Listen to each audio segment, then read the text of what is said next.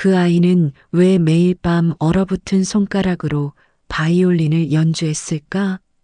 겨울밤 9시 동대문 야시장은 하루 중 가장 뜨거운 시간이었다. 호떡 기름이 지글거리는 소리와 어묵 국물이 끓는 냄새가 차가운 공기를 가득 메웠다.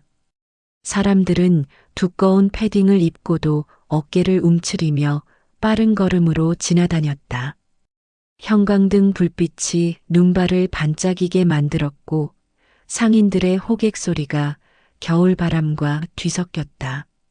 시장 끝자락 철제 계단 아래 구석진 자리에 10살 준호가 앉아 있었다. 아이는 낡은 검정색 바이올린 케이스를 무릎 위에 올리고 얼어붙은 손가락으로 조심스럽게 뚜껑을 열었다. 케이스 안쪽 천은 곳곳이 해져 있었고 바이올린의 나무 표면에는 세월의 흔적이 깊게 새겨져 있었다. 특히 앞판 모서리 부분에는 동그란 흠집이 선명했다. 준호는 입김을 불어 손을 녹인 후 바이올린을 턱에 받쳤다. 활을 들어 올리는 순간 아이의 눈빛이 달라졌다. 추위와 배고픔으로 움츠러들었던 어깨가 펴지고 작은 체구에서 묘한 기품이 흘러나왔다. 첫 음이 울려 퍼지자 주변의 소음들이 잠깐 멈춘 듯했다. 멜로디는 바흐의 미뉴에트였다. 아이의 연주는 완벽하지 않았다. 때로는 음정이 흔들렸고 활이 현을 긁는 소리가 나기도 했다. 하지만 그 속에는 또래 아이들에게서 찾을 수 없는 간절함이 담겨 있었다. 마치 음악이 아이의 마지막 언어인 것처럼. 지나가던 중년 여성이 잠깐 걸음을 멈추고 바라보았다. 준호는 희망에 찬 눈으로 그녀를 올려다보았지만 여성은 고개를 돌리며 빠른 걸음으로 사라졌다. 아이의 어깨가 다시 움츠러들었다. 그래도 연주는 계속되었다. 떡볶이 가게 사장 김 씨가 큰 소리로 외쳤다. 야, 꼬마야. 손님들이 음식 먹는데 그런 소음 내지 마. 준호의 활이 멈췄다. 아이는 당황한 표정으로 바이올린을 내렸다. 김 씨는 앞치마를 털며 다가왔다. 여기서 장사하는 사람들 생각은 안 하냐? 저리 가서 해. 준호가 작은 목소리로 말했다. 죄송해요. 조금만 더. 하지만 김 씨는 손을 휘저으며 고개를 흔들었다. 안 돼. 여기는 내가 놀 곳이 아니야. 부모는 뭐하고 이런 데서 구걸이나 시키고. 아이의 얼굴이 빨갛게 달아올랐다. 구걸이 아니라고 말하고 싶었지만 목소리가 나오지 않았다. 다른 상인들도 하나둘 고개를 돌려 이쪽을 바라보기 시작했다. 시선들이 따가웠다. 준호는 서둘러 바이올린을 케이스에 넣었다. 손가락이 너무 차가워서 현이 제대로 잡히지 않았다. 활도 떨어뜨릴 뻔했다. 눈물이 핑 돌았지만 참았다. 준호는 케이스를 들고 자리에서 일어났다. 작은 발걸음으로 시장 바깥쪽으로 향했다. 뒤에서 김 씨의 목소리가 들렸다. 쯧쯧, 요즘 애들은 버릇이 없어. 부모가 뭘 가르치는 건지. 다른 사람들의 웅성거림도 따라왔다. 아이의 등이 더욱 작아 보였다. 시장에서 멀어진 골목길, 가로등 불빛 아래서 준호는 다시 바이올린을 꺼냈다. 이곳에는 아무도 없었다. 찬바람이 더 세게 불었지만 상관없었다. 아이는 다시 활을 들어 올렸다. 이번에는 더 조용히, 더 간절히 연주했다. 멜로디가 어둠 속으로 흩어져 갔다.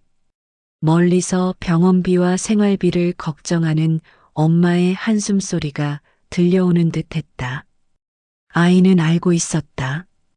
자신의 연주가 돈이 되어야 한다는 것을. 하지만 사람들은 그의 음악을 들으려 하지 않았다. 소음이라고 했다. 구걸이라고 했다. 준호는 연주를 멈추고 하늘을 올려다보았다. 눈발이 더 굵어지고 있었다. 아이의 얼굴에 눈송이가 내려앉아 녹았다. 차가운 물방울이 볼을 타고 흘러내렸다. 그것이 눈물인지 눈송이인지 구별할 수 없었다. 준호는 다시 바이올린을 턱에 받쳤다.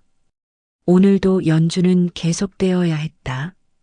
같은 시각 세종문화회관 콘서트홀에서는 서울시립관현악단의 정기 연주회가 막 끝나고 있었다.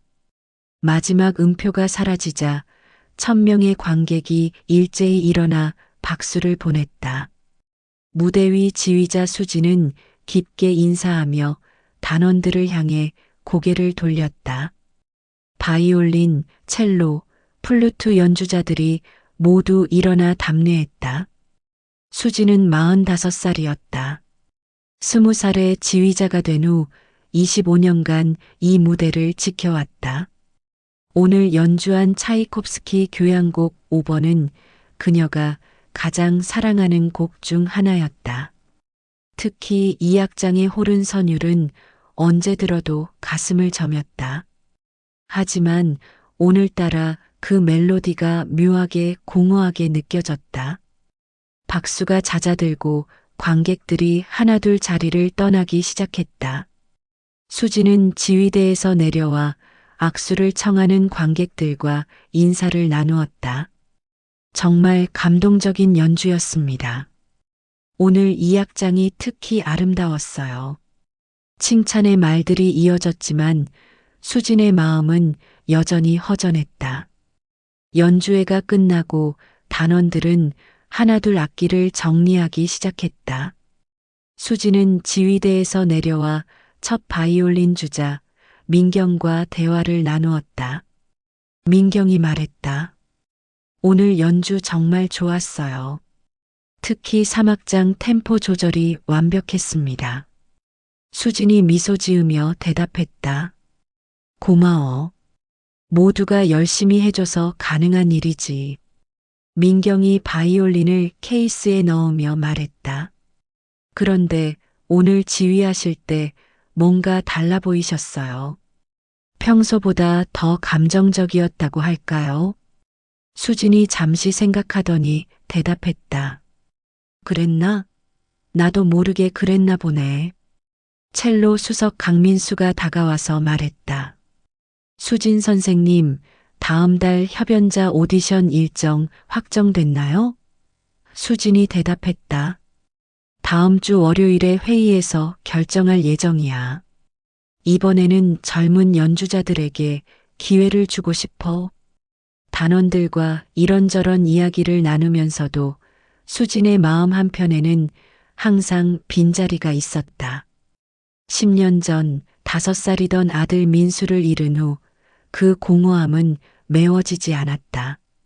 놀이터에서 잠깐 한눈을 판 사이 사라진 아이. 경찰의 수색, 실종자 신고, 수많은 찾기 전단지. 모든 것이 헛수고였다. 그날도 평범한 일요일 오후였다. 한강공원 놀이터에서 민수는 다른 아이들과 함께 뛰어놀고 있었다.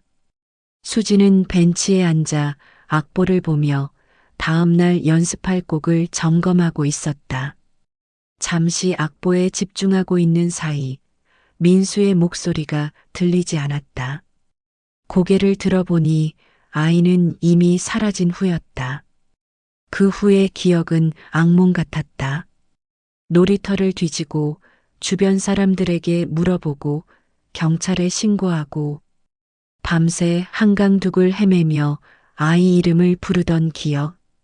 실종 전단지를 들고 지하철역마다 다니던 날들.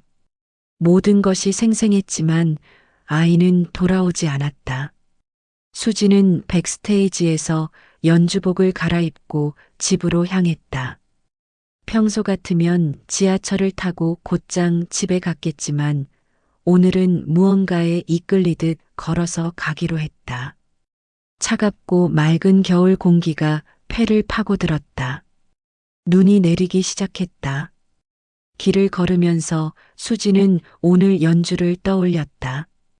이 악장에서 호른이 주선율을 연주할 때 갑자기 민수가 생각났었다. 5살 아이가 작은 바이올린을 들고 따라 연주하려던 모습. 음정은 틀렸지만 진지한 표정으로 활을 움직이던 작은 손. 그 기억이 떠오르는 순간 지휘봉을 쥔 손이 떨렸었다. 수지는 민수를 잃은 후 몇 년간 지휘를 할 수 없었다. 무대에 서면 객석 어딘가에서 아이의 목소리가 들리는 것 같았고 연주 중에도 자꾸 뒤를 돌아보게 되었다. 동료들의 걱정과 위로 속에서 겨우 무대로 돌아왔지만 마음의 빈자리는 여전했다.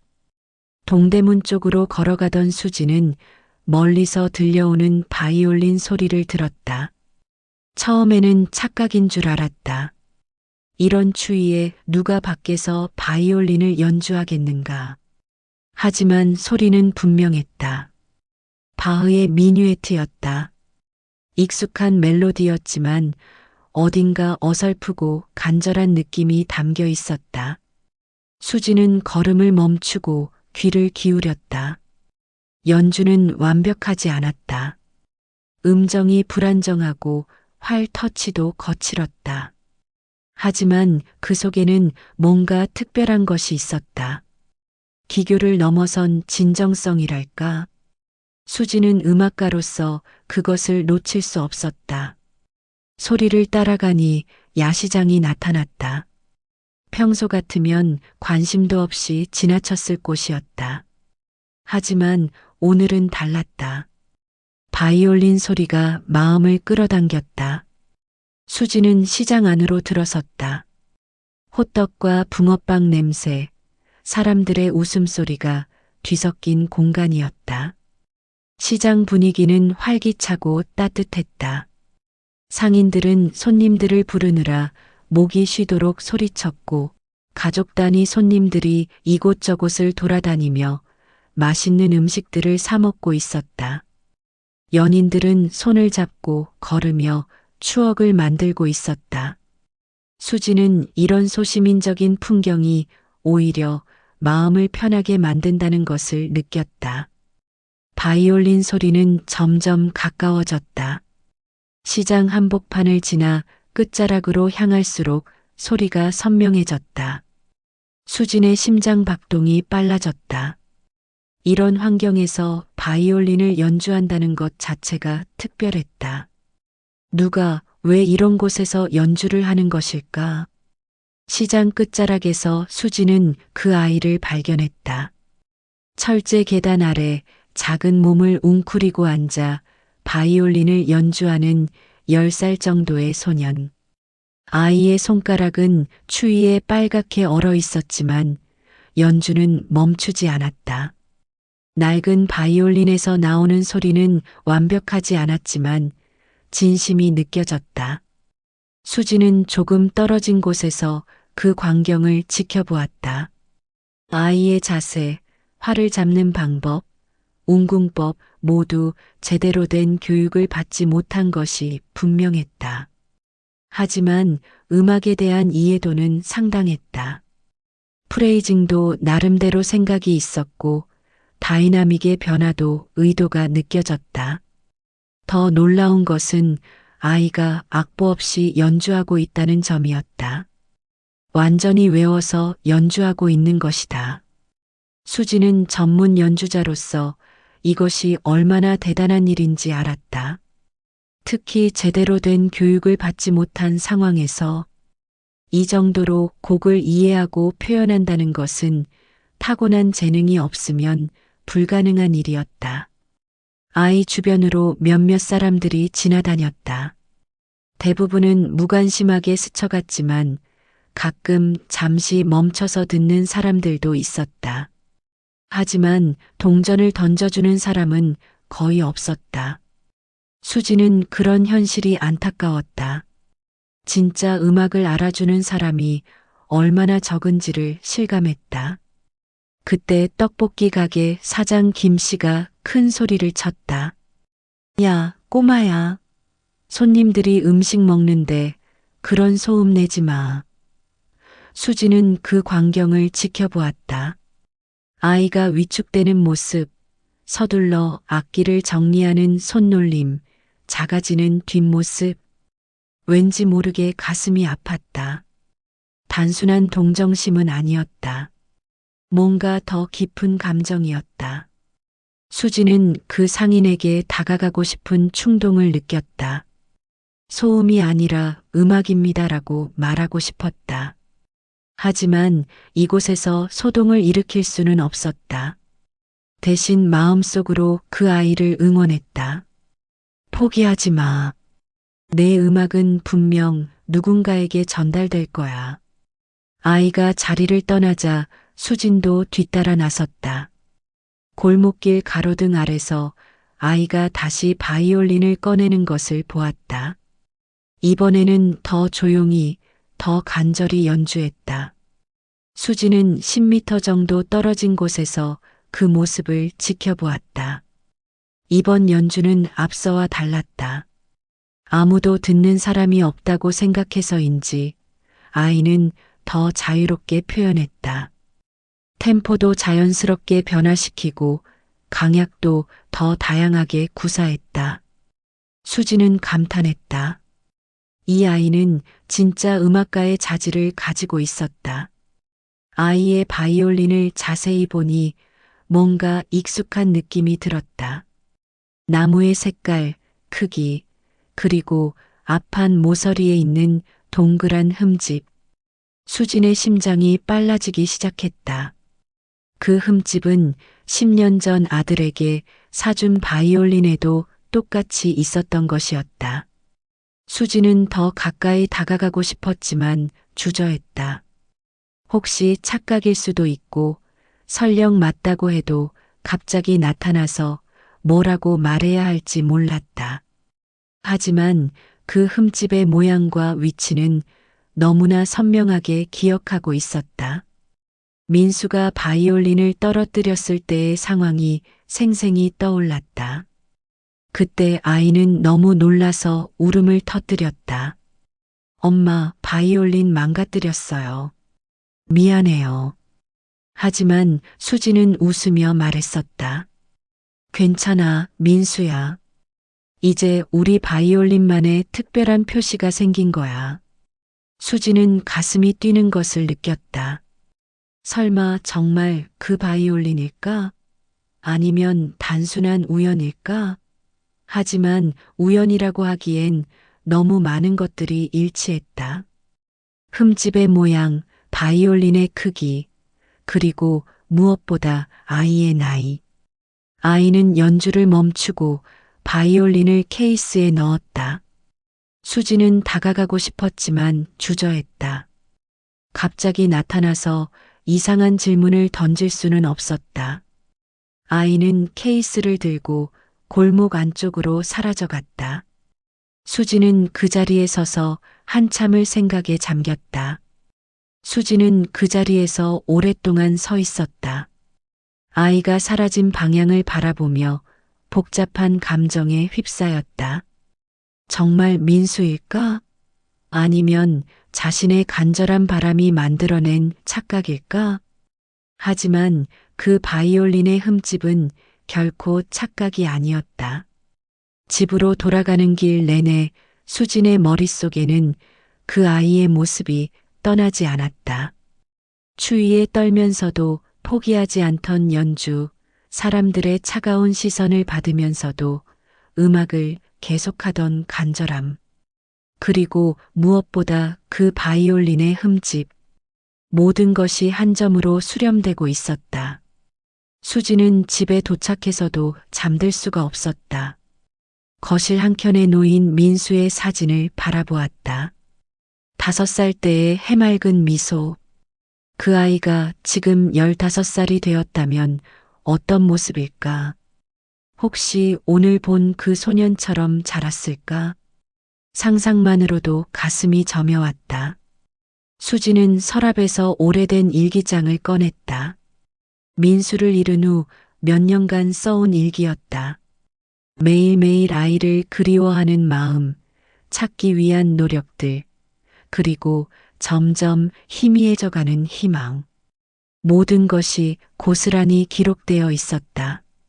일기의 마지막 부분에는 이런 글이 적혀 있었다. 민수야, 엄마는 포기하지 않을게. 언젠가 반드시 너를 찾을 거야. 그때까지 건강하게 자라고 있기를 바라. 그 글을 쓴 지 벌써 5년이 지났다. 그동안 희망은 점점 사라져갔지만 오늘 다시 불씨가 살아났다. 수지는 내일부터 그 시장으로 가보기로 결심했다. 아이를 다시 만나서 자세히 확인해 보고 싶었다. 그 바이올린을 더 가까이서 보고 싶었고 아이와 대화도 나누고 싶었다. 혹시 모를 단서를 찾고 싶었다. 그날 밤 수지는 꿈을 꾸었다. 5살 민수가 작은 바이올린을 들고 연주하는 꿈이었다. 꿈속에서 민수는 말했다. 엄마, 저 여기 있어요. 찾아주세요. 수지는 꿈에서 깨어나 눈물을 흘렸다. 정말 그 아이가 민수일까? 아니면 그냥 꿈일까? 준호의 엄마 영희는 새벽 5시에 눈을 떴다. 몸이 무겁고 숨이 가빠왔다. 며칠 전부터 기침이 심해졌는데 오늘은 가슴이 답답하기까지 했다. 하지만 일어나야 했다. 청소일이 기다리고 있었고 준호 학용품비도 마련해야 했다. 영희는 이불을 개키며 작은 한숨을 내쉬었다. 영희는 화장실에서 거울을 보며 깜짝 놀랐다. 얼굴이 많이 상해 있었다. 눈 밑에 검은 그림자가 짙게 드리워져 있고 볼은 살이 많이 빠져서 뺨이 움푹 들어가 있었다. 손으로 이마를 짚어보니 미열도 있는 것 같았다. 하지만 병원에 갈 여유는 없었다. 세수를 하면서 영희는 준호를 생각했다. 아이는 어젯밤에도 늦게까지 바이올린을 연습했다. 벽이 얇은 원룸에서 소음을 걱정해 거의 소리가 나지 않게 연습했지만 영희는 아이의 열정을 느낄 수 있었다. 준호의 꿈을 이루어주고 싶었지만 현실은 냉혹했다. 아들 준호는 아직 깊은 잠에 빠져 있었다. 어젯밤에도 늦게까지 바이올린을 연습했다. 방 한켠에 놓인 낡은 바이올린 케이스를 보며 영희는 복잡한 마음이 들었다. 아이의 재능은 분명했지만 현실은 냉혹했다. 레슨비는 물론이고 당장 생활비도 빠듯했다. 영희는 부엌에서 조용히 아침을 준비했다. 냉장고를 열어보니 달걀 2개와 김치, 그리고 며칠 전에 사둔 식빵이 전부였다. 달걀 하나로 계란말이를 만들고 나머지 하나는 준호 도시락에 넣기로 했다. 자신은 김치와 식빵으로 때우면 될 것이었다. 가스레인지에 불을 켜고 프라이팬을 올리는데 갑자기 어지러웠다. 벽에 손을 짚고 균형을 잡으며 깊은 숨을 쉬었다. 가슴에서 쌕쌕거리는 소리가 났다. 폐에 무언가 차 있는 것 같은 느낌이었다. 하지만 참아야 했다. 영희는 조용히 집을 나섰다. 아직 잠들어 있는 준호의 이마에 살짝 키스를 하고 문을 닫았다. 복도를 걸어가면서도 숨이 차고 다리에 힘이 빠지는 느낌이었다. 계단을 내려가는데 중간에 한 번 쉬어야 했다. 지하철역까지 가는 길은 평소보다 2배로 길게 느껴졌다. 걸을 때마다 가슴이 조여오고 기침이 나왔다. 혹시 다른 사람들에게 피해를 줄까봐 마스크를 단단히 쓰고 기침을 참으려 노력했다. 하지만 모간이 따가워서 기침을 완전히 멈출 수는 없었다. 지하철역까지 걸어가면서 가슴 통증이 더 심해졌다. 계단을 오르내릴 때마다 숨이 차고 어지러웠다. 하지만 참았다. 병원에 갈 돈도 없었고 하루 일을 빠지면 그날 벌이가 없어졌다. 무엇보다 준호의 학용품비를 마련해야 했다. 지하철 안에서 영희는 기침을 참으려고 애썼다. 다른 승객들이 자신을 피하는 것 같아서 미안했다. 요즘 감기나 기침에 대해 모든 사람이 예민해하는 것을 알고 있었다. 영희는 구석진 자리에 앉아서 최대한 조용히 있으려 했다. 강남역에서 내려서 오피스텔까지 가는 길도 평소보다 힘들었다. 몇 번이나 건물 벽에 기대어 쉬어야 했다. 지나가는 사람들이 걱정스러운 눈으로 바라봤지만 영희는 괜찮다는 듯 손을 흔들어 보였다. 오전 8시 영희는 강남구 오피스텔 청소를 시작했다. 평소 같으면 1시간이면 끝낼 수 있는 일이었지만 오늘은 달랐다. 진공 청소기를 끌고 다니며 바닥을 닦는 것조차 힘들었다. 평소보다 훨씬 힘들었다. 중간중간 벽에 기대어 쉬어야 했다. 폐가 조여오는 듯한 느낌에 식은땀이 났다. 화장실 청소를 할 때는 더욱 심했다. 바닥에 무릎을 꿇고 청소를 하다가 일어설 때마다 현기증이 났다. 거울을 보니 얼굴이 창백해져 있었다. 립스틱도 없이 나온 입술은 혈색이 전혀 없었다. 하지만 계속해야 했다.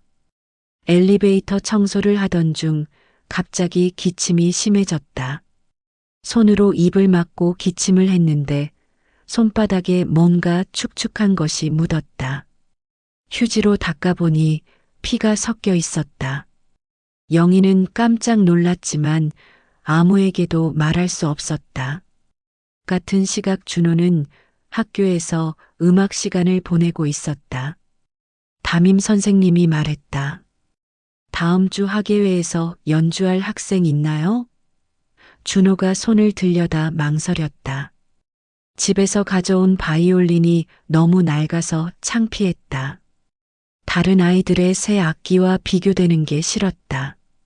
교실 뒤편에서 몇몇 아이들이 수군거리는 소리가 들렸다.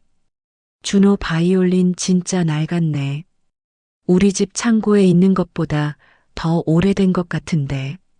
준호는 얼굴이 빨개졌다. 하지만 화를 낼 수는 없었다. 사실이었으니까. 음악 선생님이 준호에게 다가와서 말했다. 준호야, 내가 연주하는 것 들어봤는데 정말 잘하더구나. 학예회에서 한번 해보지 않을래? 준호는 고개를 저었다. 괜찮아요, 선생님. 다른 친구들이 하는 게 좋을 것 같아요. 하지만 음악 선생님은 포기하지 않았다. 준호야, 음악은 악기가 아니라 마음으로 하는 거야. 내 연주에는 다른 친구들에게 없는 뭔가가 있어. 선생님의 말에 준호는 조금 용기를 얻었지만 여전히 망설여졌다. 점심시간 준호는 친구 민호와 대화를 나누었다. 민호가 물었다. 너 진짜 바이올린 잘 치는구나. 학원 어디 다녀? 준호가 작은 목소리로 대답했다. 학원은 안 다녀. 혼자 연습해. 민호가 놀란 표정을 지었다. 혼자? 와, 대단하다. 민호는 계속 질문했다. 그럼 누가 가르쳐 줬어? 준호가 대답했다. 유튜브 보고 혼자 배웠어. 처음에는 소리도 제대로 안 났는데 계속 연습하니까 조금씩 나아졌어. 민호가 감탄했다. 진짜 대단하다. 나는 피아노 학원 다녀도 이렇게 못 치는데. 하지만 준호는 대단하다는 말이 쓸쓸했다. 혼자 연습한다는 건 돈이 없다는 뜻이었다. 다른 친구들처럼 좋은 선생님께 배우고 싶었고 새 바이올린도 갖고 싶었다. 무엇보다 엄마가 걱정 없이 살 수 있게 해드리고 싶었다. 급식을 먹으면서도 준호는 엄마 생각이 났다. 아침에 깨어보니 엄마는 이미 나가고 없었다. 식탁 위에는 도시락과 함께 쪽지가 놓여 있었다. 준호야, 엄마가 일찍 나갔어. 도시락 꼭 챙겨 먹고 학교에서 돌아오면 숙제부터 하렴. 사랑해. 준호는 엄마의 글씨체를 보며 마음이 아팠다. 평소보다 글씨가 흐트러져 있었고 종이에 작은 얼룩들이 있었다. 혹시 엄마가 울면서 쓴 건 아닐까 하는 생각이 들었다. 준호는 더 열심히 연습해서 엄마를 기쁘게 해드리고 싶었다. 오후 2시 영희는 갑자기 쓰러졌다. 화장실 청소를 하던 중 현기증이 심해지더니 의식을 잃었다. 다행히 옆 사무실 직원이 발견해서 119에 신고했다. 구급차가 도착했을 때 영희는 고열에 시달리고 있었다. 구급대원이 영희의 상태를 확인했다. 혈압이 많이 떨어져 있고 체온이 39도입니다. 호흡도 가빠 보이네요. 당장 병원으로 이송해야겠습니다.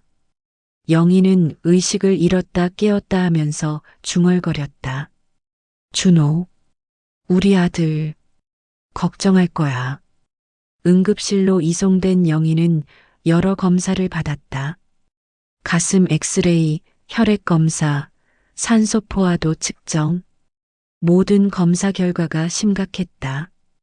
폐렴이 상당히 진행되어 있었고 염증 수치도 매우 높았다. 의사는 즉시 입원 결정을 내렸다. 응급실 의사가 말했다. 폐렴이 상당히 진행되었습니다. 당장 입원 치료가 필요해요. 며칠 더 늦었으면 큰일 날 뻔했습니다. 간호사가 물었다. 보호자 연락처 있나요? 영희는 가까스로 준호 학교 번호를 알려줬다. 아들에게 걱정을 끼치고 싶지 않았지만 어쩔 수 없었다. 병원 직원이 준호의 학교로 전화를 걸었다.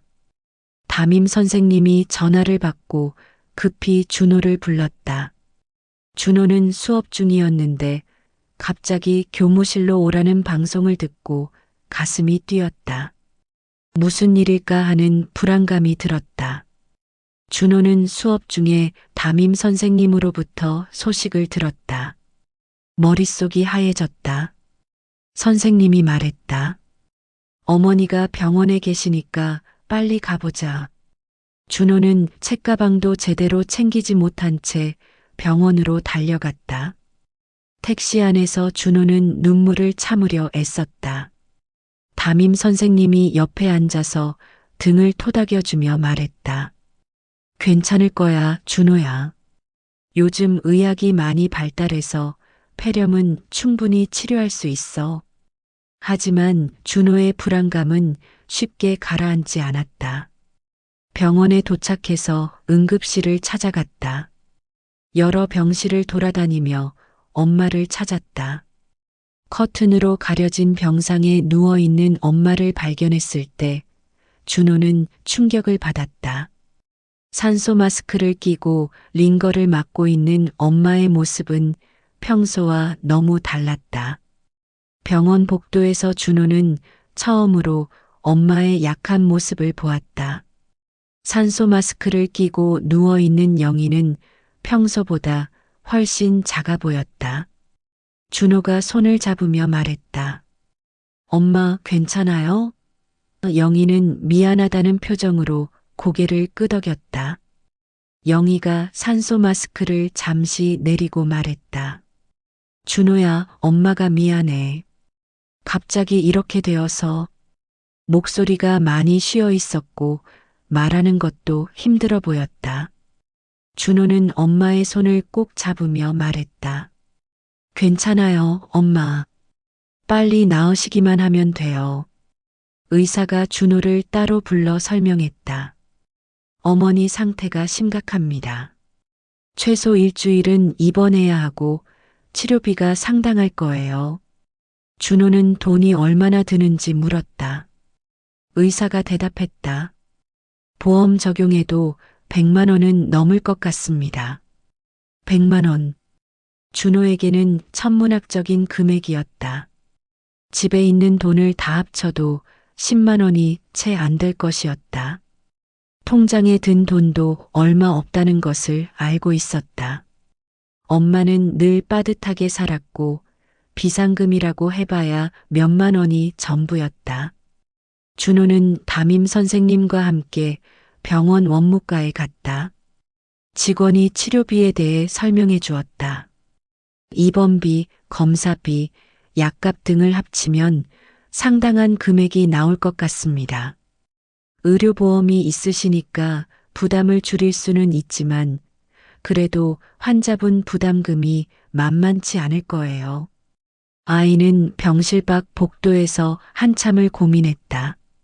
어떻게 해야 할지 막막했다. 친척들도 형편이 어려운 걸 알고 있었고 도움을 청할 곳이 마땅하지 않았다. 그때 바이올린 케이스가 눈에 들어왔다. 준호는 결심했다. 오늘 밤부터 더 열심히 연주해야겠다고.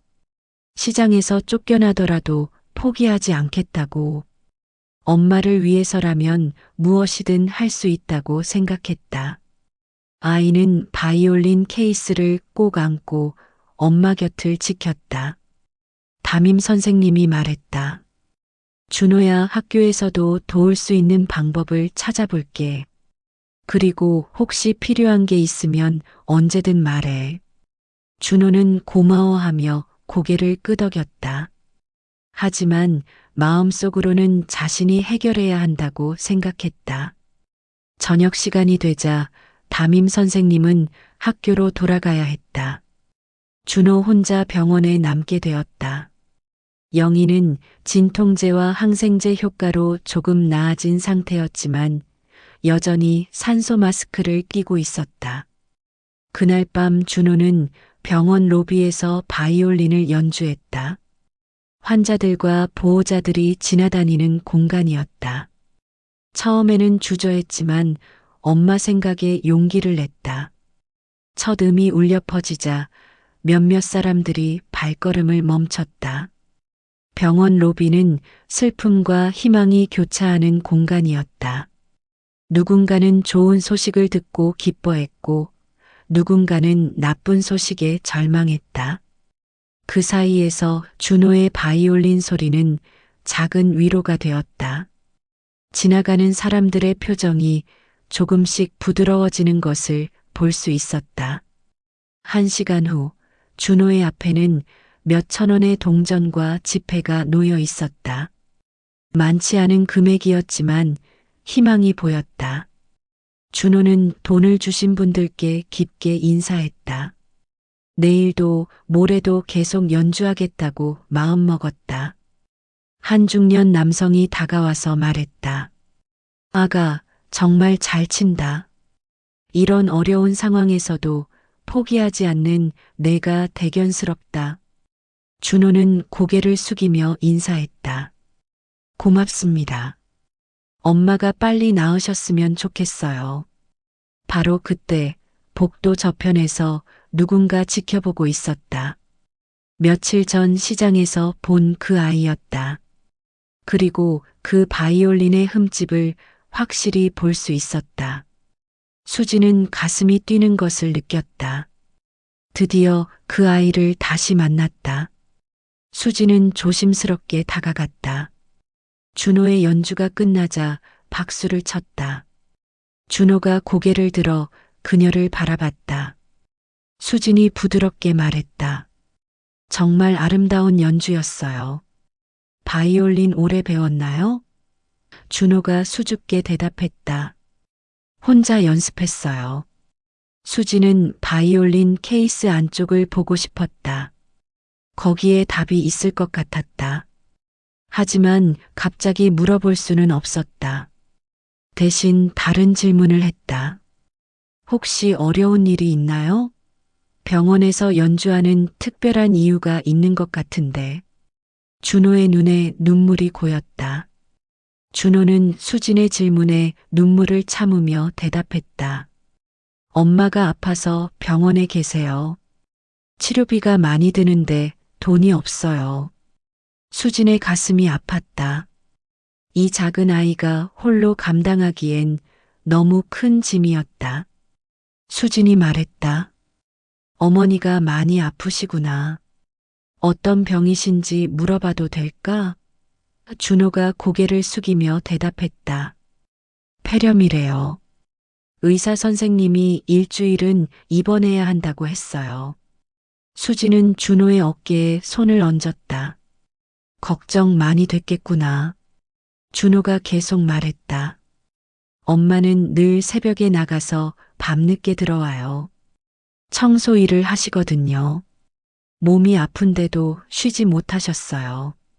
제가 더 잘했으면 엄마가 이렇게 힘들지 않았을 텐데. 아이의 목소리가 떨렸다.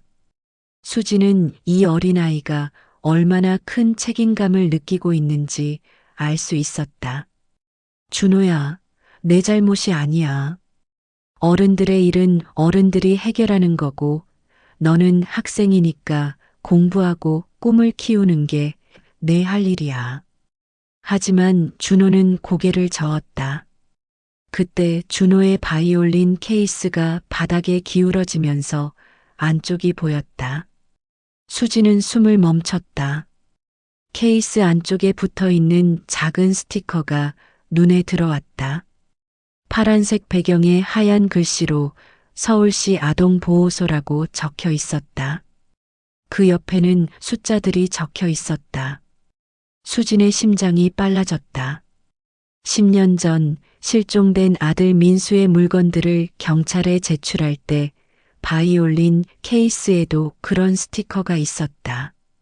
보호소에서 임시로 맡겨진 아이들의 물건에 붙이는 표시였다. 설마, 정말 설마일까? 수지는 더 자세히 보려고 했다. 스티커의 숫자는 A-2019-347이라고 적혀 있었다. 2019년. 민수가 실종된 바로 그 해였다.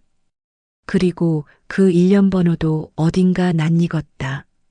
경찰서에서 받았던 서류들 중에 비슷한 번호가 있었던 것 같았다. 수진이 떨리는 목소리로 물었다. 혹시 그 바이올린 어떻게 갖게 된 거니? 준호가 케이스를 바로 세우며 대답했다. 엄마가 주셨어요. 제가 5살 때요. 원래 누가 쓰던 거래요. 수진의 눈에 눈물이 고였다. 5살. 민수가 사라진 나이였다. 수진은 더 자세히 물어보고 싶었지만 이곳은 병원 로비였다. 사람들이 지나다니고 있었다. 조심스럽게 말했다. 혹시 시간 있으면 따뜻한 음료수라도 한잔 할까? 내 이야기를 더 듣고 싶어. 준호는 망설였다. 모르는 사람을 따라가면 안 된다고 엄마가 늘 말했다. 하지만 이 아주머니는 달랐다. 눈빛이 따뜻했고 자신의 연주를 진심으로 들어주었다. 그리고 무엇보다 엄마처럼 친근한 느낌이 들었다. 준호가 고개를 끄덕였다. 네, 좋아요. 병원 카페테리아로 가는 길에 수지는 준호를 자세히 관찰했다. 아이의 걸음걸이, 손 모양, 귀의 형태까지 모든 것이 민수와 닮아 있었다. 특히 옆모습은 거의 똑같았다. 하지만 아직 확신할 수는 없었다.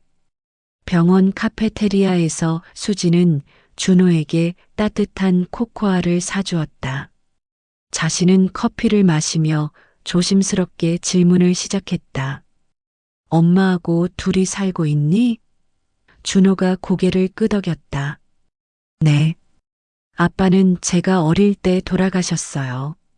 수진이 물었다. 엄마 성함이 뭐니? 준호가 대답했다. 김영희요. 수지는 그 이름을 기억해 두었다. 다시 물었다. 너는 언제 태어났니? 준호가 정확히 대답했다. 2014년 3월 15일이요. 2014년 3월 15일. 민수의 생일과 정확히 일치했다. 수지는 손이 떨리는 것을 느꼈다. 커피 잔을 내려놓으며 말했다. 혹시 어릴 때 다른 곳에 살았던 기억은 없니? 아니면 다른 가족들이 있었다거나. 준호는 고개를 갸우뚱했다. 잘 모르겠어요. 어릴 때 기억이 별로 없어요. 엄마가 말하기로는 제가 5살 때 입양했다고 했어요. 그 전에는 보호소에 있었대요. 입양. 그 단어가 수진의 머릿속에서 맴돌았다. 수진은 더 구체적으로 물어보았다. 보호소에서는 얼마나 있었다고 하셨니? 준호가 생각해보며 대답했다. 엄마 말로는 몇 개월 정도였다고 해요. 제가 어려서 기억을 못한대요. 그런데 가끔 꿈에서 다른 집이 나와요. 꿈 이야기가 나오자 수진의 관심이 더욱 집중됐다. 어떤 꿈이니? 준호가 말했다. 큰 거실에서 바이올린을 연주하는 꿈이요. 그리고 누군가가 저를 안아주면서 잘한다. 민수야라고 말해주는 꿈도 꿔요. 민수. 그 이름을 듣는 순간 수지는 온몸이 떨렸다. 하지만 겉으로는 평정을 유지하려 애썼다. 민수라고 불러주는 사람이 누구인지 기억나니? 준호가 고개를 저었다. 잘 모르겠어요. 목소리만 기억나요. 아주 따뜻한 목소리였어요. 수지는 더 이상 참을 수 없었다. 가방에서 지갑을 꺼내 오래된 사진 한 장을 꺼냈다. 5살 민수가 바이올린을 들고 웃고 있는 사진이었다. 준호에게 보여주며 물었다. 이 아이 본 적 있니? 준호는 사진을 자세히 들여다보았다. 잠시 후 놀란 표정을 지었다. 이 아이, 저랑 비슷해요. 특히 눈하고 코가. 그리고 잠시 후 덧붙였다. 이상해요. 이 사진을 본 적이 있는 것 같아요. 꿈에서 봤나? 수진의 눈에서 눈물이 흘러내렸다. 비슷한 게 아니었다. 바로 그 아이였다. 자신의 아들이었다. 하지만 섣불리 말할 수는 없었다. 준호가 혼란스러워할 것이고 더 큰 문제가 생길 수도 있었다. 하지만 아직 확신할 수는 없었다. 더 확실한 증거가 필요했다. 수진이 말했다. 혹시 몸에 특별한 흉터나 점이 있니? 준호가 고개를 끄덕였다. 왼쪽 어깨에 초승달 모양 점이 있어요. 엄마가 천사 표시라고 했어요. 초승달 모양 점. 민수에게도 똑같은 위치에 똑같은 모양의 점이 있었다. 수지는 더 이상 의심할 여지가 없다고 생각했다. 하지만 어떻게 말해야 할지 몰랐다. 갑자기 나는 내 엄마야라고 말할 수는 없었다. 수지는 다른 방법으로 확인해 보기로 했다. 혹시 좋아하는 음식이나 싫어하는 음식이 있니? 준호가 대답했다. 당근을 정말 싫어해요. 그런데 이상한 건 왜 싫어하는지 이유를 모르겠어요. 그리고 딸기 우유를 정말 좋아해요. 민수도 당근을 유난히 싫어했다. 그리고 딸기 우유를 매일 달라고 조르던 아이였다. 이런 사소한 것들까지 일치한다는 것은 우연이 아니었다. 수지는 이제 확신했다. 이 아이가 바로 자신의 아들 민수라는 것을. 그때 준호가 말했다. 아주머니는 왜 저한테 이런 걸 물어보세요? 수지는 잠시 망설이다가 솔직하게 말하기로 했다. 사실은 나도 아들이 하나 있었어. 너와 같은 나이에 잃어버렸지. 준호의 표정이 진지해졌다. 잃어버렸다고요? 수진이 고개를 끄덕였다. 놀이터에서 잠깐 한눈판 사이에 사라졌어. 그때가 2019년이었지. 내가 5살이던 해. 준호는 뭔가 떠오르는 듯한 표정을 지었다. 수진이 계속 말했다. 그 아이도 너처럼 바이올린을 좋아했어. 작은 바이올린으로 연습하곤 했지. 그런데 실수로 떨어뜨려서 흠집이 생겼어. 준호가 자신의 바이올린을 바라보며 말했다. 저 바이올린에도 흠집이 있어요. 준호가 천천히 말했다. 저 가끔 꿈을 꿔요. 어떤 여자분이 저한테 바이올린을 가르쳐 주시는 꿈이요. 그분 손이 아주머니 손하고 비슷해요. 수지는 더 이상 참을 수 없었다. 일어나서 준호를 꼭 안았다. 수진이 흐느끼며 말했다. 민수야, 정말 너구나. 엄마가 너를 찾았다. 준호는 당황했지만 이상하게 마음이 따뜻해졌다. 이 포옹이 낯설지 않았다. 어디선가 느껴본 것 같은 익숙함이 있었다. 하지만 준호는 혼란스러웠다. 저는 준호예요. 민수가 아니에요. 수진이 얼굴을 들어 준호를 바라보며 말했다. 내 본래 이름이 민수였어. 5살 때까지 엄마와 함께 살았지. 기억나지 않니? 수진은 더 구체적인 증거를 제시했다. 내가 좋아하던 인형 있잖아. 갈색 곰인형 말이야. 이름이 뭐였지? 준호가 깜짝 놀라며 말했다. 코코. 그런 이름이 갑자기 떠올라요. 왜 그럴까요? 수진이 미소 지으며 말했다. 코코가 맞아. 내가 직접 지은 이름이었어. 매일 밤 코코를 안고 잤잖아. 준호는 점점 더 혼란스러워했다. 왜 이런 것들이 기억나는 걸까? 정말 자신이 민수라는 이름으로 살았던 적이 있을까? 준호는 머릿속이 복잡했다. 영희 엄마는 어떻게 되는 거지? 그분이 자신을 키워주신 진짜 엄마 아닌가? 준호가 말했다. 하지만 저를 키워주신 분은 김영희 엄마예요. 그분이 제 진짜 엄마세요. 수지는 준호의 마음을 이해했다. 영희가 이 아이를 사랑으로 키웠다는 것을 알 수 있었다. 수진이 말했다. 그래, 영희 엄마도 너의 진짜 엄마야. 나는 너를 낳은 엄마고. 준호의 눈에 눈물이 고였다. 수지는 준호에게 더 많은 것을 확인시켜주고 싶었다. 내가 5살 때 가장 좋아하던 놀이가 뭔지 아니? 준호가 고개를 저자 수진이 말했다. 숨바꼭질이었어. 특히 거실 소파 뒤에 숨는 걸 좋아했지. 준호는 왜인지 그 장면이 선명하게 떠올랐다.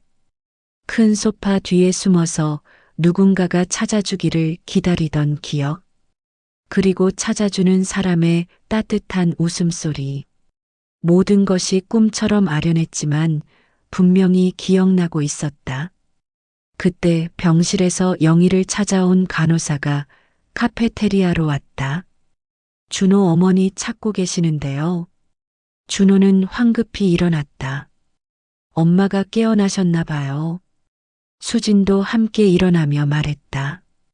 같이 가자. 병실로 가는 길에 수진은 준호에게 말했다. 영희 엄마께는 아직 말하지 말자. 너무 놀라실 수 있어. 준호가 고개를 끄덕였다. 네, 알겠어요. 하지만 마음속으로는 어떻게 해야 할지 모르겠었다. 복도를 걸어가면서 수지는 계속 준호를 관찰했다. 아이의 걸음걸이, 말투, 심지어 손을 쥐는 습관까지. 모든 것이 민수와 같았다. 이제는 확신을 넘어 확실함이었다. 이 아이는 분명히 자신의 아들이었다. 병실에 들어서자 영희가 산소 마스크를 벗고 앉아 있었다. 많이 좋아 보였다. 영희가 준호를 보며 미소 지었다. 우리 아들 걱정 많이 했지? 준호가 엄마 손을 잡으며 말했다. 이제 괜찮으세요? 영희가 수진을 보며 물었다. 실례지만 어떤 분이세요? 수진이 정중하게 인사했다. 안녕하세요. 준호가 연주하는 것을 보고 감동받아서 인사드리러 왔습니다. 영희가 고마워하며 말했다. 우리 아이가 민폐 끼치지 않았나요? 수진이 말했다. 전혀요. 정말 훌륭한 연주였어요. 준호는 타고난 재능이 있어요. 영희의 얼굴이 밝아졌다. 음악을 좋아해서 늘 연습하거든요. 형편이 어려워 제대로 가르쳐 주지 못해서 미안하지만요. 수지는 영희와 대화하면서 이 여성이 얼마나 준호를 사랑하는지 느낄 수 있었다. 진짜 엄마 못지않게, 아니, 어쩌면 더 깊은 사랑으로 키웠다는 것을 알았다. 수진의 마음이 복잡해졌다. 이 상황을 어떻게 해결해야 할까? 영희가 수진에게 말했다. 준호가 음악에 재능이 있다는 건 저도 알아요. 하지만 현실적으로 지원해 줄 수 있는 게 별로 없어서요. 악기도 중고로 산 거고 레슨도 받아주지 못하고 목소리에 미안함이 담겨 있었다. 수진이 조심스럽게 말했다. 혹시 괜찮으시다면 제가 준호의 음악 교육에 도움을 드릴 수 있을까요? 저는 오케스트라 지휘자거든요. 영희가 깜짝 놀라며 말했다. 정말요? 하지만 그런 큰 호의를 어떻게 해? 의사가 들어와서 영희의 상태를 설명했다. 많이 좋아지셨어요. 이틀 더 입원하시면 퇴원 가능할 것 같습니다. 하지만 치료비 이야기가 나오자 영희의 얼굴이 어두워졌다. 준호도 걱정스러운 표정을 지었다. 수진이 말했다. 제가 도와드릴까요? 영희가 깜짝 놀라며 손을 저었다. 아니에요. 어떻게 처음 뵙는 분께 그런 부탁을. 수진이 단호하게 말했다. 저는 음악가입니다. 재능 있는 아이를 돕는 것은 당연한 일이에요. 영희가 눈물을 글썽이며 말했다. 정말 감사합니다. 하지만 이렇게 큰 도움을 받으면 어떻게 갚아야 할지. 수진이 말했다. 준호가 훌륭한 음악가가 되는 것으로 충분해요. 그것만으로도 큰 보람이 될 거예요. 준호가 두 엄마 사이에서 혼란스러워했다. 생물학적 엄마와 양육해준 엄마. 둘 다 자신을 사랑한다는 것을 알 수 있었다.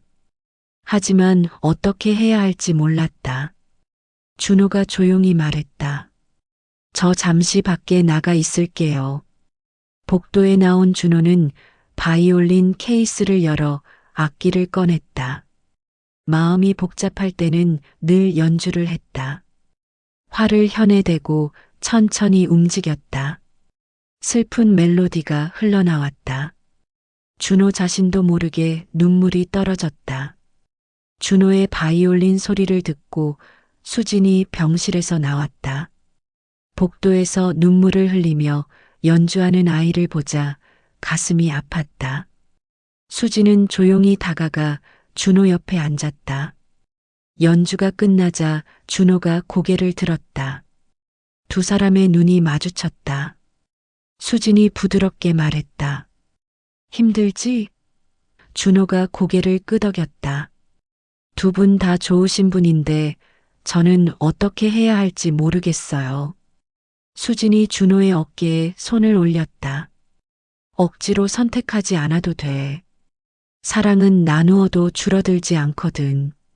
준호가 물었다. 그럼 저는 어떻게 살아야 해요? 수진이 미소 지으며 대답했다. 지금처럼 살면 돼. 영희 엄마를 사랑하고 음악을 계속하고. 다만 이제는 혼자가 아니라는 걸 기억해. 너를 사랑하는 사람이 더 생긴 거야. 수지는 준호에게 자신의 명함을 건네며 말했다. 언제든 필요하면 연락해. 그리고 음악 교육에 대해서도 진지하게 생각해 볼게. 준호가 명함을 받아보니 서울시립관 현악단 지휘자 박수진이라고 적혀 있었다. 그때 영희가 병실에서 나왔다. 많이 좋아진 모습이었다. 영희가 수진에게 말했다. 정말 감사합니다.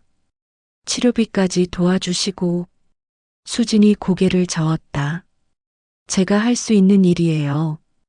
영희가 준호를 바라보며 말했다. 준호야, 이분께 제대로 인사드려야지. 준호가 깊게 인사하며 말했다. 정말 고맙습니다. 수진이 준호의 머리를 쓰다듬으며 말했다. 고마워할 건 내가 해야지. 내 덕분에 소중한 걸 찾았으니까. 영희가 궁금한 표정으로 물었다. 무엇을 찾으셨다는 건가요? 수진이 잠시 망설이다가 말했다. 잃어버린 희망을 찾았어요. 음악의 진정한 의미를 다시 깨달았고요. 그리고 가족의 소중함도요. 수지는 영희와 더 많은 대화를 나누고 싶었다. 이 여성이 어떤 마음으로 준호를 키웠는지, 그리고 앞으로 어떻게 함께 준호를 도울 수 있을지. 하지만 영희는 아직 완전히 회복되지 않은 상태였다. 며칠 후 영희는 퇴원했다. 수지는 그동안 준호와 여러 번 만나 이야기를 나누었다. 준호도 점차 상황을 이해하기 시작했다. 자신에게 두 명의 엄마가 있다는 것, 그리고 두 분 모두 자신을 진심으로 사랑한다는 것을. 수지는 준호와의 만남에서 더 많은 증거들을 확인할 수 있었다. 아이가 좋아하는 색깔, 음식 취향, 심지어 잠자리에서 하는 습관들까지 모든 것이 민수와 일치했다. 이제는 DNA 검사 같은 것도 필요 없을 정도였다. 어느 날 수지는 용기를 내어 준호에게 물었다. 내가 원한다면 DNA 검사를 해볼까? 준호가 고개를 끄덕였다. 네, 해보고 싶어요. 확실히 알고 싶어요. 며칠 후 검사 결과가 나왔다. 99.99% 일치였다. 검사 결과를 받아든 준호는 복잡한 마음이었다. 이제 정말 확실해졌다. 자신이 민수라는 이름으로 태어났고 수진이 자신의 친엄마라는 것이. 하지만 동시에 영희에 대한 사랑도 변하지 않았다. 수진은 영희에게 제안했다. 준호에게 제대로 된 음악 교육을 받게 해주고 싶어요. 제가 운영하는 오케스트라에서 레슨을 받게 하면 어떨까요? 영희가 놀라며 말했다. 그런 큰 호의를 어떻게 해? 수진이 말했다. 호의가 아니라 투자예요. 준호는 정말 특별한 재능을 가지고 있어요. 그 재능을 키워주는 것은 음악계 전체를 위한 일이기도 하고요. 영희는 감격해서 말을 잇지 못했다. 영희가 눈물을 닦으며 말했다. 준호가 정말 행복해할 거예요. 늘 제대로 된 교육을 받고 싶어 했거든요. 수진이 대답했다. 준호뿐만 아니라 저에게도 큰 의미가 있는 일이에요. 수진은 준호에게 새로운 바이올린도 선물해주고 싶었다. 하지만 아이가 기존 바이올린에 애착을 보이는 것을 보고 마음을 바꿨다. 대신 기존 바이올린을 전문가에게 맡겨 완전히 수리해주기로 했다. 내가 지금까지 함께한 바이올린이니까 더 소중하지 않을까? 한 달 후 준호는 서울시립관 현악단 연습실에 처음 발을 들여놓았다. 웅장한 공간과 수많은 악기들을 보며 입을 다물지 못했다. 수진이 준호를 단원들에게 소개했다. 이 아이가 준호예요. 앞으로 우리와 함께 음악을 만들어 갈 거예요. 첫 바이올린 주자 민경이 준호에게 말했다. 어서 와. 연주 한번 들려줄래? 준호가 자신의 바이올린을 꺼냈다. 새롭게 수리된 바이올린은 이전보다 훨씬 좋은 소리를 냈다. 단원들은 악기의 변화보다 준호의 실력에 더 놀랐다. 준호가 연주를 시작하자 연습실이 조용해졌다. 바흐의 미뉴에트가 흘러나왔다. 처음 시장에서 들었던 그 곡이었다. 하지만 이제는 훨씬 안정되고 깊이 있는 연주였다. 단원들은 감탄했다. 이런 어린 나이에 이 정도 실력이라니. 게다가 정식 교육도 받지 않고. 연주가 끝나자 박수가 터져 나왔다. 준호의 얼굴이 빨개졌다. 이렇게 많은 사람들 앞에서 인정받은 건 처음이었다. 수진이 지휘대에 올라가며 말했다. 이제 함께 연주해 볼까? 오케스트라 전체가 함께 연주하는 건 처음이었다. 준호는 긴장했지만 수진의 지휘를 보며 점차 마음을 열었다. 현악기 섹션의 일원이 되어 함께 화음을 만들어가는 기분은 말로 설명할 수 없었다. 이것이 진짜 음악이라는 생각이 들었다.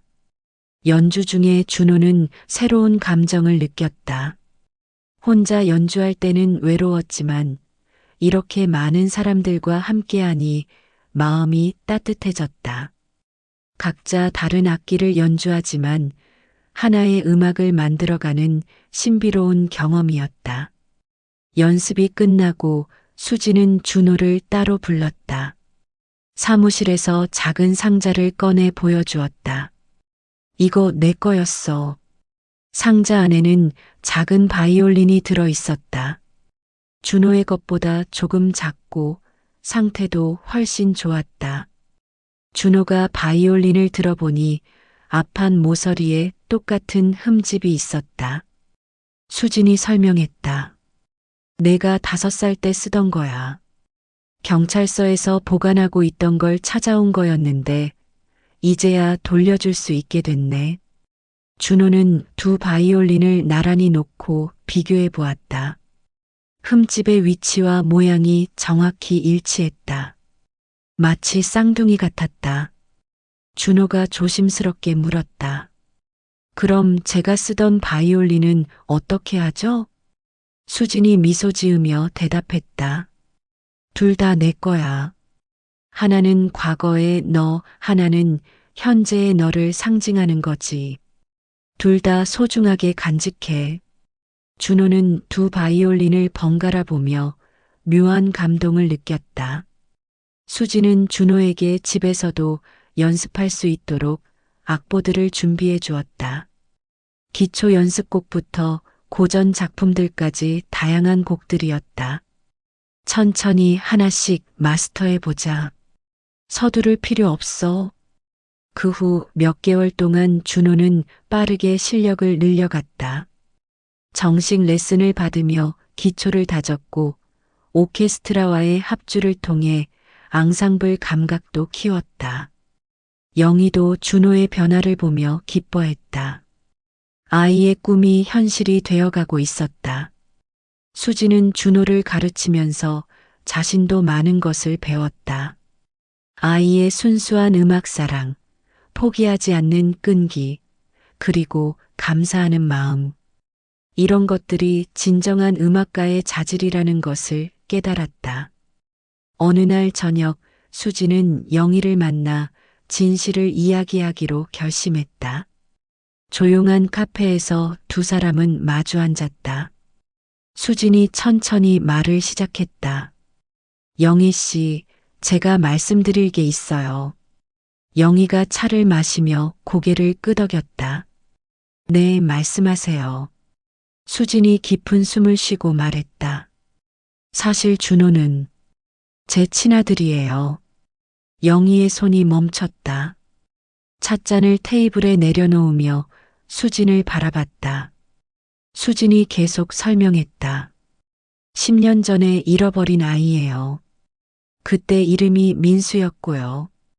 DNA 검사도 해봤어요. 확실해요. 영희의 눈에 눈물이 고였다. 하지만 놀라는 표정은 아니었다. 영희가 조용히 말했다.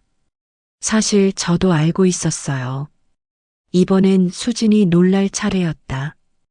영희가 계속 말했다. 입양할 때부터 이 아이가 특별하다는 걸 느꼈어요. 그리고 몇 년 전부터 혹시나 하고 찾고 계신 분이 있을까봐 기다리고 있었죠. 수진이 물었다. 그런데 왜 말씀하지 않으셨어요? 영희가 미소 지으며 대답했다. 준호가 행복해 보였거든요. 그리고 저도 이 아이를 정말 사랑하게 됐어요. 생모를 만나는 것도 준호가 결정할 일이라고 생각했고요. 영희는 계속 말했다. 사실 준호가 가끔 꿈 이야기를 했어요. 다른 엄마가 나오는 꿈 말이에요. 그때마다 언젠가는 그분을 만나게 될 거라고 생각했죠. 수지는 영희의 넓은 마음에 감동했다. 두 여성은 서로를 바라보며 이해했다. 둘 다 준호를 진심으로 사랑한다는 것을, 그리고 준호의 행복이 가장 중요하다는 것을, 이제 경쟁할 필요도 서로를 경계할 필요도 없었다. 수진이 말했다. 앞으로 어떻게 하면 좋을까요? 영희가 대답했다. 지금처럼 하면 될 것 같아요. 준호에게는 두 명의 엄마가 있는 거죠. 저는 키워준 엄마, 당신은 낳아준 엄마. 영희가 덧붙였다. 준호가 혼란스러워할 수도 있지만 시간이 지나면 이해할 거예요. 사랑이 두 배가 된 거라는 걸 말이에요. 수지는 영희의 지혜로운 말에 고개를 끄덕였다. 두 사람은 앞으로의 계획에 대해 구체적으로 논의했다. 준호의 교육, 생활, 그리고 두 가정 사이의 관계에 대해서 모든 것을 준호 중심으로 결정하기로 했다. 한 달 후 서울시립관 현악단의 정기 연주회가 열렸다. 이번에는 특별히 준호가 솔로 연주자로 무대에 올랐다. 객석에는 영희와 수진이 나란히 앉아 있었다. 두 사람 모두 자랑스러운 표정이었다. 무대 뒤에서 준호는 긴장하고 있었다. 1000명의 관객 앞에서 연주하는 것은 처음이었다. 수진이 다가와서 어깨에 손을 올렸다. 긴장하지 마. 내가 늘 해왔던 대로 하면 돼. 음악을 사랑하는 마음으로. 무대 위에 준호는 완전히 달라져 있었다. 자신감 넘치는 모습으로 바이올린을 연주했다. 곡은 차이콥스키의 바이올린 협주곡 1악장이었다. 어려운 곡이었지만 준호는 완벽하게 소화해냈다. 연주하는 동안 준호는 객석의 두 엄마를 생각했다. 자신을 낳아준 엄마와 키워준 엄마. 둘 다 없어서는 안 될 소중한 존재들이었다. 이 연주를 두 분께 바치고 싶었다. 연주가 끝나자 1000명의 관객이 일어나 박수를 보냈다. 준호는 객석을 향해 인사했다. 영희와 수진의 모습이 보였다. 두 사람 모두 눈물을 흘리며 박수를 치고 있었다. 준호도 감격의 눈물을 흘렸다. 수진이 지휘대에서 내려와 준호에게 다가갔다. 마이크를 들고 관객들에게 말했다. 오늘 여러분께 특별한 이야기를 들려드리고 싶습니다. 이 아이는 한때 저를 잃었고 저도 이 아이를 잃었습니다. 하지만 음악이 우리를 다시 만나게 해주었습니다. 관객들이 조용히 귀를 기울였다. 수진이 계속 말했다. 그리고 이 아이를 사랑으로 키워준 또 다른 어머니가 계십니다. 영희를 무대 위로 초대했다.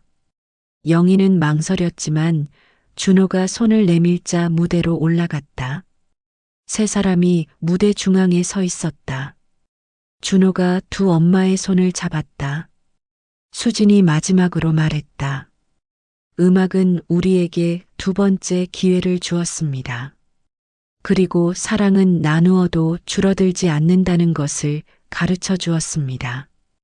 관객들의 박수가 더욱 커졌다. 많은 사람들이 눈물을 흘리고 있었다. 무대 위의 세 사람도 서로를 껴안으며 눈물을 흘렸다. 이 순간만큼은 모든 것이 완벽했다. 연주회가 끝나고 집으로 가는 길, 준호는 두 바이올린 케이스를 들고 있었다. 하나는 과거의 자신, 하나는 현재의 자신, 그리고 앞으로의 미래도 이 두 악기와 함께할 것이었다. 영희가 준호에게 말했다. 이제 정말 꿈이 이루어지겠구나. 준호가 고개를 끄덕였다. 네, 엄마. 두 분 모두 있어서 더 큰 꿈을 꿀 수 있을 것 같아요. 수진이 덧붙였다. 앞으로도 계속 함께 음악을 만들어 가자. 세 사람은 손을 맞잡고 걸어갔다. 거리에는 따뜻한 봄바람이 불고 있었다. 준호는 생각했다. 자신이 얼마나 행운아인지를. 두 명의 엄마 그리고 음악이라는 선물을 받은 것이. 세 사람은 손을 맞잡고 걸어갔다. 거리에는 따뜻한 봄바람이 불고 있었다. 앞으로 어떤 일이 기다리고 있을지 모르겠지만 이제는 혼자가 아니었다. 그날 밤 준호는 두 바이올린을 나란히 놓고 바라보았다. 하나는 상처투성이었지만 여전히 아름다운 소리를 냈고 하나는 완벽한 상태로 보관되어 있었다. 준호는 두 악기 모두에게 고마움을 느꼈다. 이제 진짜 꿈을 향한 여행이 시작되는 것이었다. 몇 년이 흘렀다. 준호는 이제 고등학생이 되어 있었다. 서울시립관현악단에서의 정기적인 연습과 개인 레슨을 통해 실력은 비약적으로 향상되었다. 영희와 수지는 서로 협력하며 준호를 지원했고 준호 역시 두 엄마 모두를 자연스럽게 받아들였다. 어느 가을날 준호에게 특별한 기회가 찾아왔다. 국제 청소년 음악 콩쿠르 참가 제의였다. 수진이 준호에게 말했다. 이제 내 실력을 세계에 보여줄 때가 온 것 같아. 어떻게 생각하니? 준호는 긴장되면서도 설레는 마음이었다. 영희는 처음에는 걱정했다. 아직 어린데 그런 큰 무대에 나가도 될까요? 하지만 수진이 설득했다. 준호는 이미 충분히 준비되었어요. 그리고 이런 경험이 더 큰 성장의 밑거름이 될 거예요. 콩쿠르 준비 기간 동안 준호는 더욱 열심히 연습했다. 매일 새벽부터 밤늦게까지 바이올린과 함께했다. 때로는 힘들어서 포기하고 싶을 때도 있었지만 두 엄마의 응원과 격려가 큰 힘이 되었다. 드디어 콩쿠르 당일이 되었다. 준호는 무대 뒤에서 긴장으로 손이 떨리고 있었다. 객석에는 영희와 수진이 나란히 앉아 준호를 응원하고 있었다. 수진이 무대 뒤로 와서 준호를 격려했다. 긴장하지 마. 내가 사랑하는 음악을 들려주기만 하면 돼. 무대에 오른 준호는 깊은 숨을 쉬고 바이올린을 턱에 받쳤다. 연주곡은 파가니니의 카프리치오 24번이었다. 극도로 어려운 곡이었지만 준호는 자신 있게 첫 음을 연주하기 시작했다. 연주가 진행될수록 준호는 점점 더 자신감을 찾았다. 관객들도 그의 연주에 빠져들었다. 특히 영희와 수지는 눈물을 글썽이며 아들의 연주에 감동하고 있었다. 몇 년 전 병원에서 연주하던 그 아이가 이제는 이렇게 큰 무대에서 당당하게 연주하고 있었다. 연주가 끝나자 객석에서 우레와 같은 박수가 터져 나왔다. 준호는 깊게 인사하고 무대를 내려왔다. 영희와 수진이 달려와서 준호를 껴안았다. 정말 자랑스럽다, 우리 아들. 두 사람의 목소리에는 감격이 담겨 있었다. 결과 발표 시간이 되었다. 준호는 가슴이 뛰었다. 3등, 2등이 발표되었지만 준호의 이름은 불리지 않았다. 마지막으로 1등이 발표되었다. 대상 수상자는 박준호. 그 순간 준호는 믿을 수 없었다. 객석에서 영희와 수진이 일어나서 박수를 치며 기뻐했다. 시상대에 오른 준호는 트로피를 받으며 소감을 말했다. 이 상을 제게 2번의 기회를 준 두 어머니께 바칩니다. 생명을 주신 어머니와 사랑으로 키워주신 어머니께, 그리고 음악이 만들어낸 기적을 믿는 모든 분들께도 감사드립니다. 객석에서 영희와 수진이 서로의 손을 잡고 눈물을 흘렸다. 준호의 말에 깊이 감동했다. 이 아이는 정말로 두 엄마 모두를 사랑하고 있었다. 그리고 그 사랑 속에서 아름다운 음악가로 성장해 있었다.